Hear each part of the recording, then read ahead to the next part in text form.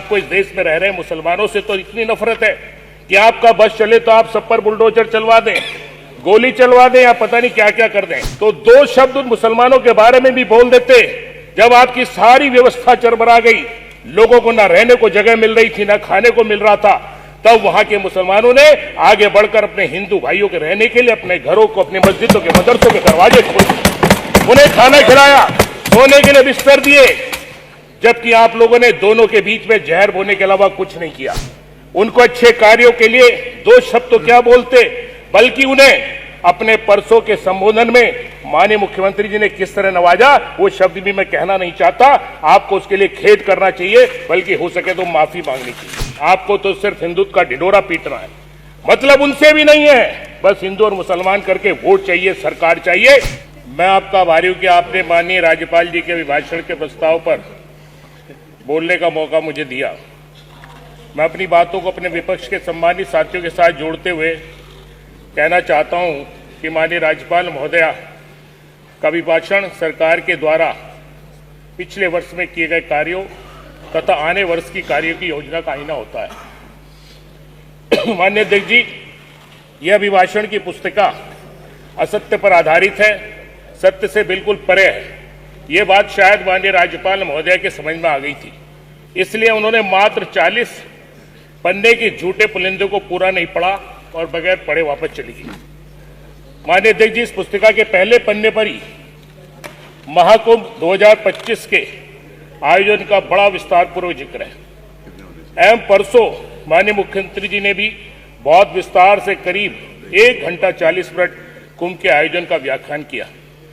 मान्यवर, हमारा आलोचना करना ही एकमात्र मकसद नहीं है, हम विपक्ष की भूमिका में हैं, इसलिए सुझाव देना और आपकी कमियों को अंकित करना हमारी जिम्मेदारी है। माननीय, इसलिए आपसे कहना चाहता हूं कि आप लोगों के अनुसार करीब 55 करोड़ श्रद्धालुओं ने पावन त्रिवेणी पर आस्था की डुबकी लगाई। ये गिनती तो आपने एकदम कर ली, लेकिन भगदड़ में मरने वाले बेचारे श्रद्धालुओं की गिनती, घायल होने वालों की गिनती आप आज तक नहीं कर पा रहे। आखिर आपके द्वारा किए जा रहे आंकड़ों पर जनता को विश्वास क्यों नहीं हो रहा? कुछ तो गड़बड़ है, कुछ तो दाल में काला है। मान्यवर, मैं बड़े दुख के साथ ये भी कहना चाहता हूं कि वैसे तो सभी हिंदुओं के और सनातनों का आप ठेकेदार बनते हैं, परंतु आज चौथा दिन है सदन को चलते हुए, क्या आपको याद आया कि उन मरने वाले श्रद्धालुओं की आत्मा की शांति के लिए सदन की कार्रवाई रोककर 2 मिनट का मौन सरकार रख लेती, श्रद्धांजलि दे देते? अरे आपको इस देश में रह रहे मुसलमानों से तो इतनी नफरत है कि आपका बस चले तो आप सब पर बुलडोजर चलवा दें, गोली चलवा दें या पता नहीं क्या क्या कर दें। अगर ऐसा नहीं है तो दो शब्द उन मुसलमानों के बारे में भी बोल देते जब आपकी सारी व्यवस्था चरमरा गई, लोगों को ना रहने को जगह मिल रही थी, ना खाने को मिल रहा था, तब वहां के मुसलमानों ने आगे बढ़कर अपने हिंदू भाइयों के रहने के लिए अपने घरों को, अपने मस्जिदों के, मदरसों के दरवाजे खोले, उन्हें खाना खिलाया, सोने के लिए बिस्तर दिए, जबकि आप लोगों ने दोनों के बीच में जहर बोने के अलावा कुछ नहीं किया। उनको अच्छे कार्यों के लिए दो शब्द तो क्या बोलते, बल्कि उन्हें अपने परसों के संबोधन में माननीय मुख्यमंत्री जी ने किस तरह नवाजा, वो शब्द भी मैं कहना नहीं चाहता। आपको उसके लिए खेद करना चाहिए, बल्कि हो सके तो माफी मांगनी चाहिए। जरा सी संवेदना दिखा देते उन हिंदुओं के प्रति, मुसलमानों के प्रति तो आप दिखाओगे नहीं, परंतु नहीं, आपको तो सिर्फ हिंदुत्व का ढिंढोरा पीटना है, मतलब उनसे भी नहीं है, बस हिंदू और मुसलमान करके वोट चाहिए, सरकार चाहिए। इसलिए कवि ने कहा है कि मन में मैल, मुंह में चीनी से मिठास रखते हैं लोग, वक्त के अनुसार शख्सियत बदलते हैं ये लोग, गिरगिट भी शर्माए ऐसे रंग बदलते लोगों से कर्म करते हैं दिखावे के लिए ये लोग, दिल में जहर हाथ में खंजर रखते हैं लोग, जिस शख्स में छिपा हो दोगलापन, फिर वो अपनी आदत कहां बदलते हैं लोग। माननीय, आपकी सरकार के अनुसार 45 लाख करोड़ के निवेश पिछले 8 साल में सरकार को मिले और 15 लाख के करोड़ आपने धरातल पे उतराए। कौन सा धरातल है पता नहीं। पिछले 8 वर्षों से मैं नगीना में अपने विधानसभा क्षेत्र में कताई मिल बंद पड़ी है 8, 9, 10 सालों से, उसके लिए लगातार मांग कर रहा हूं, आज तक उसे चालू नहीं कराया गया, कोई नई योजना नहीं चलाई। मान्यवर, पता नहीं कौन सा धरातल है। मान्यवर, बहुत खुशी की बात है कि आपने इस पुस्तक के अनुसार प्रदेश को एक्स प्रदेश के रूप में जाना लिखा है, परंतु यह देन भी हमारे नेता माननीय अखिलेश यादव की है। मान्यवर, आप लोगों ने बड़े गर्व से लिखा है कि उत्तर प्रदेश सर्वाधिक मेट्रो वाला सेवा वाला राज्य है।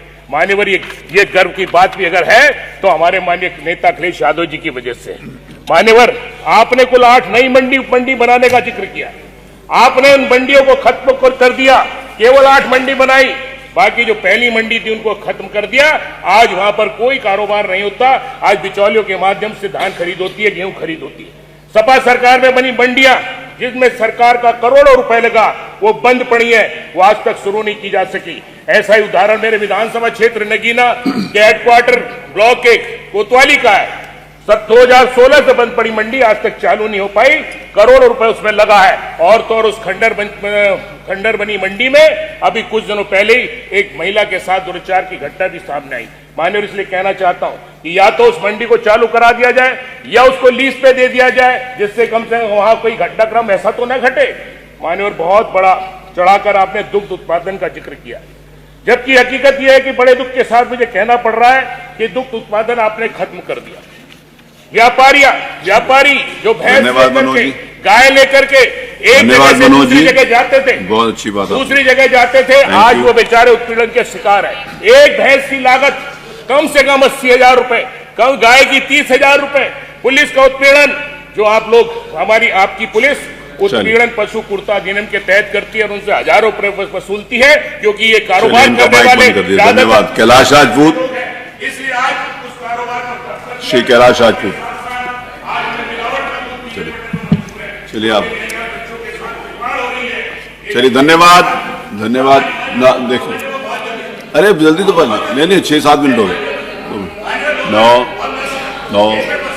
9 चलो शेर का शेर बोलने दो। शेर एक बार ये सारे फर्जी आंकड़े, हाँ शेर बोल, सारे फर्जी आंकड़े कहना बहुत कुछ चाहते थे मान्यवर आपने, लेकिन आप औरों को 7-7, 8-8 मिनट देना, 5 आपके ज्यादा हो गए हैं।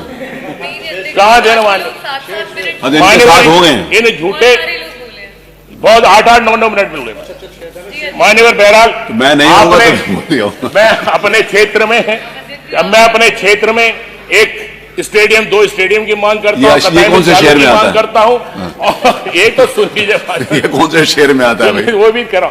और जो स्टेडियम वहां बनवाने की जगह चिन्हित की गई है, वो नगीना से सालीपुर एक गांव है 4-5 किलोमीटर ऊपर, अकेला गांव नदी के किनारे, वहां बनाने में कोई फायदा नहीं है। इसलिए अंत में आपको सुझाव देते हुए कि अपनी योजनाओं को धरातल पर लाएं, जनता की भलाई के लिए काम करें, ना कि झूठी योजनाओं को दिखाकर उन्हें ठगने का काम करें। इसलिए एक शायर ने कहा है, सच बोलने वाले अक्सर बहुत ही कम बोलते हैं। सच बोलने वाले अक्सर बहुत ही कम बोलते हैं, झूठ बोलने वाले निरंतर हरदम बोलते हैं। एक सच के बाद सच को और जरूरत नहीं होती, एक झूठ के बाद सैकड़ों झूठ आदतन बोलते हैं। इसीलिए मैं आपको बोल रहा था कम बोलो, इसीलिए मैं आपको कह रहा था कि कम बोलो। आप ही कह रहे हो जो लंबा बोलते हैं, मैं इसीलिए आपको बोल रहा था कम बोलो। मेरे ऊपर शेर लागू नहीं करता सदन में, 3 घंटे जो लोग आपका शेर आप पर लागू नहीं होता। मात्र 6 मिनट बोला हूँ, घंटों 2-2 घंटे जो बोलते। अच्छा मेरी बात सुनो, आपका शेर आप पर लागू नहीं होता, मुझ पे लागू, माननीय अध्यक्ष जी मुझ पे लागू नहीं होता।